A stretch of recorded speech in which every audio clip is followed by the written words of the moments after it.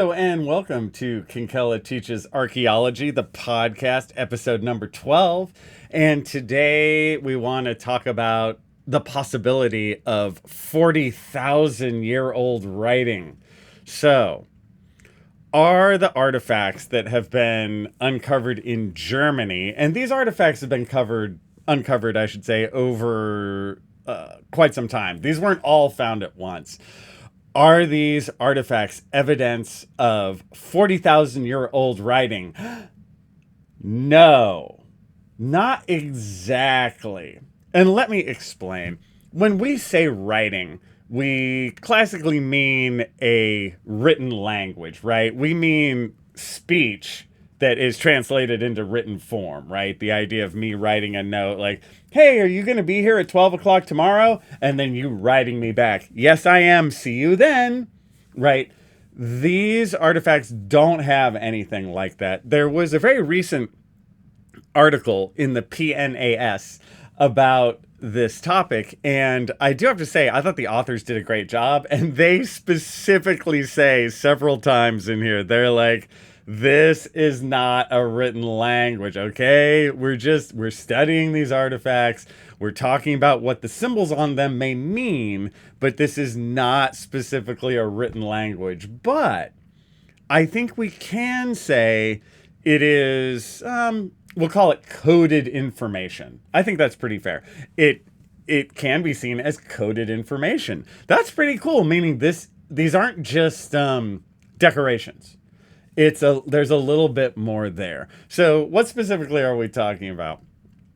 What has been found in Germany is 260 figurines, basically. There's a couple other things in there as well. There's some tools. It's tools and figurines. What are figurines?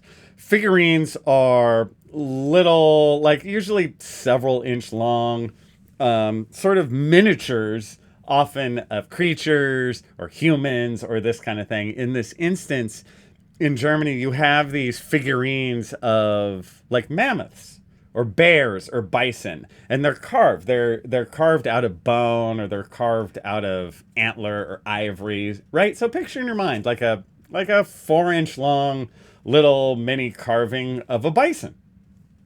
And on these, they have some what you can call the symbols on them.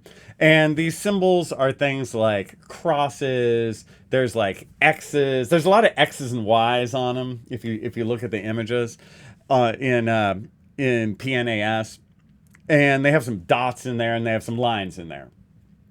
And what's nice is there's definitely a patterning to these, right? They're in a line. Like there's some of these where there's a bunch of X's in a line.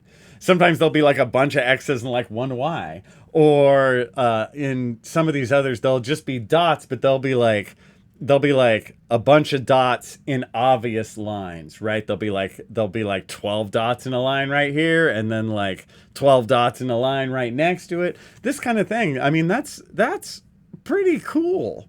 But again, we're not writing a message to somebody. What we are doing is recording a bit of information, right?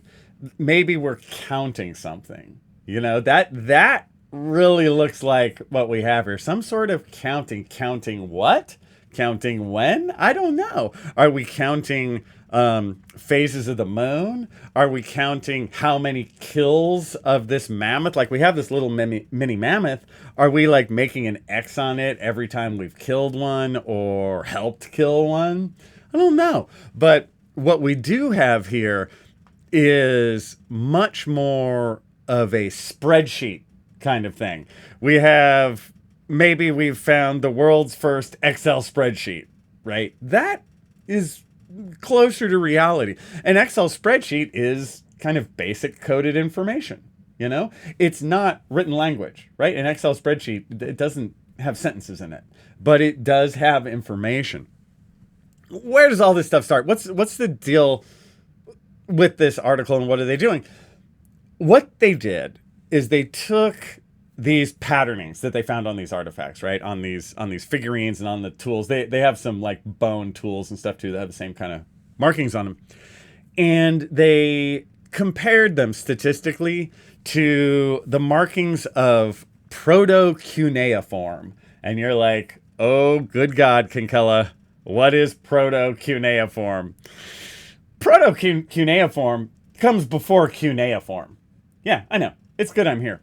What is cuneiform? Cuneiform is largely seen as the first written language of all time. And this is going to be in Mesopotamia. And this is happening at about 5,000 years ago. So about 3000 BC, 3300 BC, right this time. And in Mesopotamia, they've found, honestly, impressions in like clay tablets and this kind of stuff that look pretty similar to the German stuff, right? The idea of just simple lists of dots, or a bunch of X's or this kind of thing. That's what protocuneiform is. And the article is really talking about, hey, isn't this German stuff really similar to protocuneiform? And the answer, I think, is yes, right? They've done all the math, and they have a bunch of images about this, and I really believe them. Like, yeah, it's pretty damn close, right? So that's really great. But again, it is not a written language, right? This is not speech. This is a simple listing of things. In terms of what the actual symbols may mean, barring counting stuff, who knows, right? This is the part that's going to get really difficult. If you're dealing with an actual language, like we can go past cuneiform, we can talk about famous early languages like Egyptian or Mayan, this kind of stuff. How did those guys write their language? Both of them are pretty similar, not in terms of how they're translated or this kind of stuff, but the structure at its base, those are phonetic, meaning if you see a symbol of a fish in either Egyptian or Mayan, right, it probably doesn't mean fish. It's a sound symbol, right? Maybe it means pluh. And then next to it, you have a symbol of a bar, right?